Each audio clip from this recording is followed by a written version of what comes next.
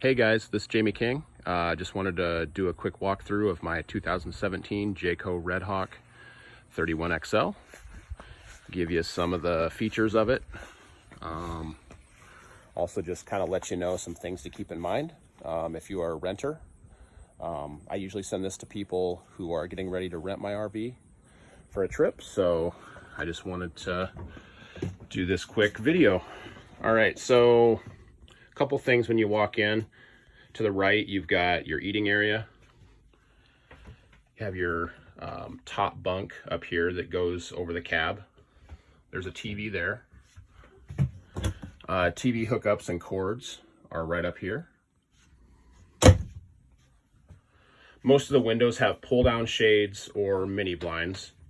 So obviously those go up and down. This does flip up to give you more room when you're driving.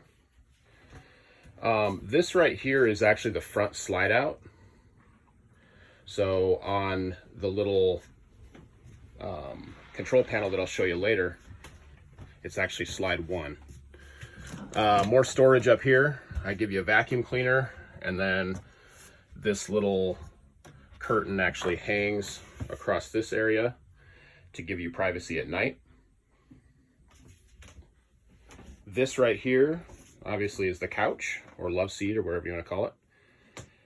It also turns into a bed if you grab underneath here and pull up and then pull out.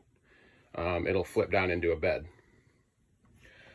This is obviously the oven and cooktop. There are pots and pans down in that drawer that I provide for you if you're renting from me. And then all these drawers from the bottom up basically have little tools and things you might need in the bottom, and then basically kitchen utensils everywhere else. The top drawer right up here is silverware. 100-watt microwave there. I provide you with a coffee pot, filters. Sometimes there's coffee provided. I don't always, but sometimes there is. Usually give you some cups. And then up here, just kind of some random things that you may need. Here's the sink area. I provide you with a trash can and liners, which are in here. And then just a whole bunch of random like dish stuff, you know, fly swatters, bug spray, that kind of thing. Coming around this way, you've got the fridge and the freezer. I always keep it on auto, and that's what you'll keep it on for your entire rental. There's storage here for either bathroom stuff or if you want to put food in there. It works pretty good as a pantry. As far as the bathroom, I do provide some toilet paper, some of these little tablets right here that go into the toilet, cleaner, a little step-out mat, Kleenex, things like that, more toilet paper, some soap. There's the toilet, pretty easy to use. Basically, you push down on the little lever down there, depress it to flush, and then let it up about halfway, and you'll see the toilet fill with water. And you'll just basically do that until it gets to the level you want, and then let off completely. Here is the shower. So it comes with a wand. There's a little on-off switch on that. And then really it just works like your shower at home. Well, depending on if you have 2 levers or not, but yeah, hot and cold, you know how it goes. As we go to the back, you have the second queen bed. There was one up front that I showed you earlier, and then this is the second queen. This is usually, you know, where, this is where my wife and I sleep, and so this is probably where, normally if you're watching this video, you'll probably be the one sleeping back here, potentially. So there is a bunch of storage up here. This is the emergency exit window. Has blinds over it now, but there is an emergency exit there. There is the wardrobe. A lot more storage there. I want to show you under here something really quick. That is the fuse panel and also the breakers. So if something happens and you're not sure what's going on, something's not working, try that.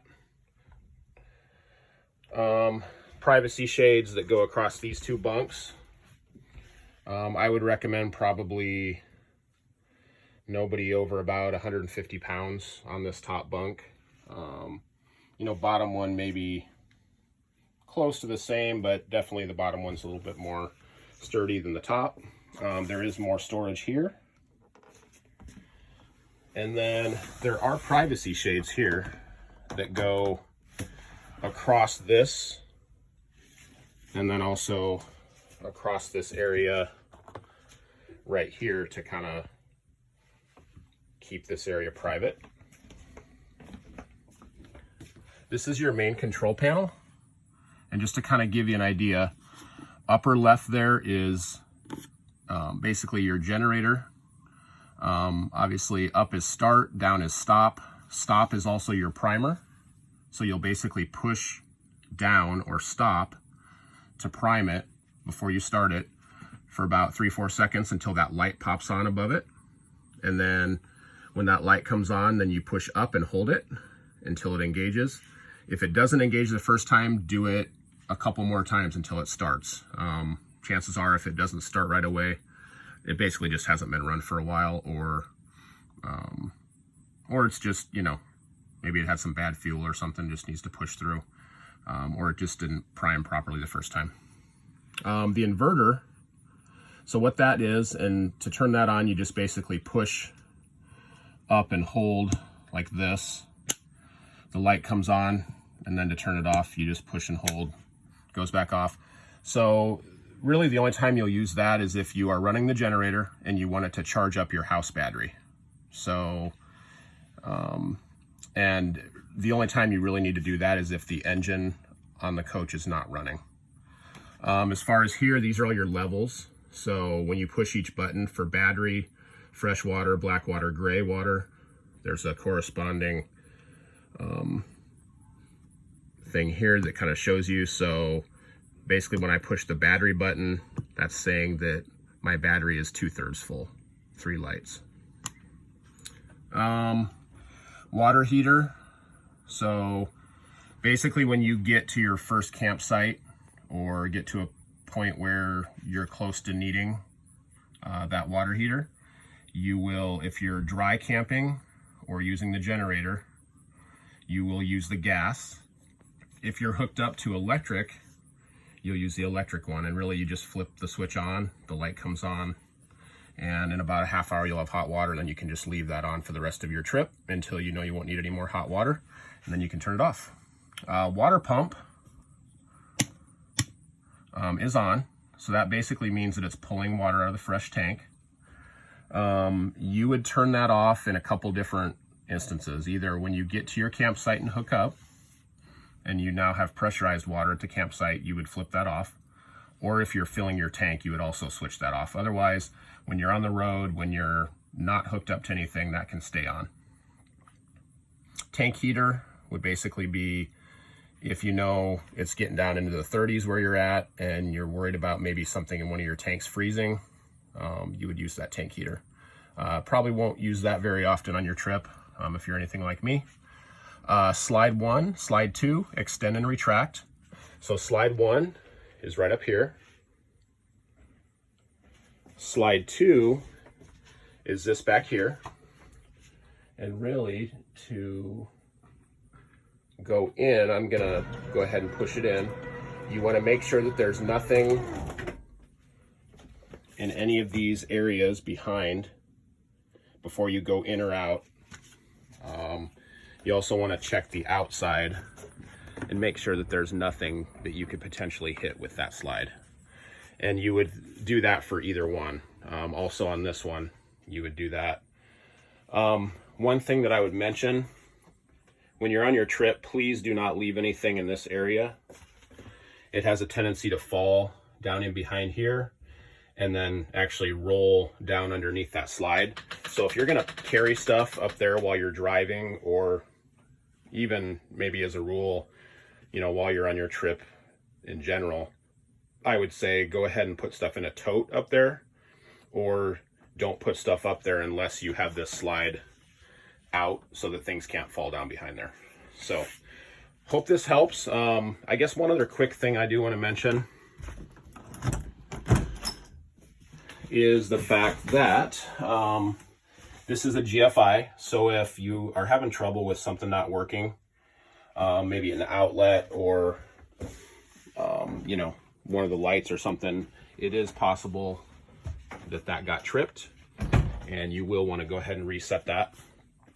And then obviously if that does not work, you'll want to go ahead and do go back to your fuse box and breaker panel back there, or fuse panel, breaker panel, and check that and make sure that there's no issues there. A couple things up here. So I usually leave this with renters. They can put it here on the ground, and then it helps you get up onto this upper area, you know, especially once this is flipped down and you're using it for a bed. I do typically leave all of my information in this little Ford booklet that has my registration information. It has my, you know, my information for my insurance, all that. And then it also has your information insurance in it that comes from RV Share. There are a couple of charging ports here. Wanted to show you that. Also an aux cable input right there. And then really that's about it. Other than that, it's pretty much like a normal van up front. So yeah, that's kind of a walkthrough. So I will show you this as well. Underneath here, this little lever, I'm gonna push this up and it locks in like that. And then when you wanna push this down and turn this into a bed as well, you pop that down, and then you can slide this table down like that, and then rearrange these cushions to go across the top for another bed. So, all right, let's run outside real quick. I'll show you the dumping station and also the water input.